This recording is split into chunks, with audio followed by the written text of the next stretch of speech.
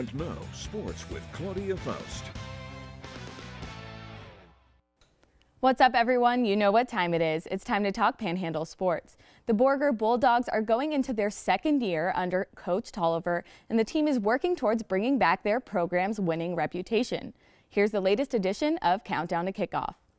With 1 year under his belt as head coach of the Borger Bulldogs, Coach Dwayne Tolliver is motivated to turn 2020 into a winning season and bring back the team's winning culture. The history of Bulldog football is, you know, we're tough kids, we're hard-nosed kids, we work hard, and we kind of got away from that in past 10 years. And what we're trying to do is get back to that reputation as tough, hard-nosed football players. This is a football town. Last year was all about just laying down the foundation. Last year was a rough year for us, only going 1-9. But this year, all of us are really looking forward to a winning season. On average, the Bulldogs put up 13 points per game, while they allowed 38 points per game. But those hard-nosed kids are back at work and already seeing an improvement in practices. Improvement they expect will translate to game day. We've had a losing culture recently, but we're flipping it around to be a winning culture. It's been a lot more disciplined here at practice recently. Coach Tolliver is counting on several returning players to lead his team to success. We had an all-district quarterback, Camden Hernandez, and then we had an all-district wide receiver, Hunter Wilkinson.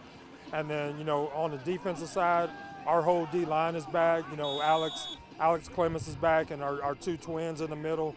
They're going to be big for us, so what we return is going to be good. The returning QB scored 20 touchdowns in his junior season and sported over 1,800 all-purpose yards. Along with Hernandez, defensive end Alex Clemens and two-way player Alan Cardenas hope to contribute more this year. Well, on the offensive side, I want to get about at least 10 touchdowns, and on the defensive side, I want to get at least about 50 tackles and probably about 10 interceptions. I'm going to one up my junior year. I want to have probably 10-plus sacks and probably like 50-plus tackles, hopefully. Now that the foundation has been laid down with key players, it's all about building on that foundation, one practice and one game at a time. We want to get 1% better. Just as long as we're improving, by the time that the games start to matter, we're going to be a lot better than we were. And if we can build a total program and just get better every day, we're going to be just fine. If you ask me, some days it's more than 1% for sure. While the Bulldogs plan to get at least 1% better every practice and every game day, they expect to put in 100% effort every time they take the field. In Borger, Claudia Faust, News Channel 10 Sports. And moving over to some college football, the Big 12 still plans on having a season this year. The conference expects that as time goes on, it will become more clear how they will pull it off. We're getting great advice. I think all of us are learning day by day.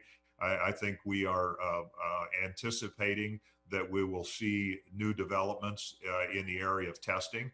And so there are some positive signs. It's just a very long process. It's one that requires a lot of patience. And we had a call with our student athletes a couple of nights ago, and there were 23 of them on the phone, and they all wanted to play, but they all wanted to answer questions about, are we safe? What is it going to do to my eligibility? And what's going to happen to my financial aid? And I think we will be able to answer all of those questions very soon.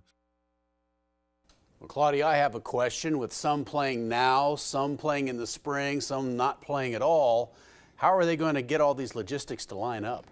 That is still a big question mark. I really don't know how they're going to pull it off. I guess they said with time they'll figure it out, but it does feel a little unfair that, the Big Ten, for example, is not going to be able to play a season at the same time. So I guess we'll see.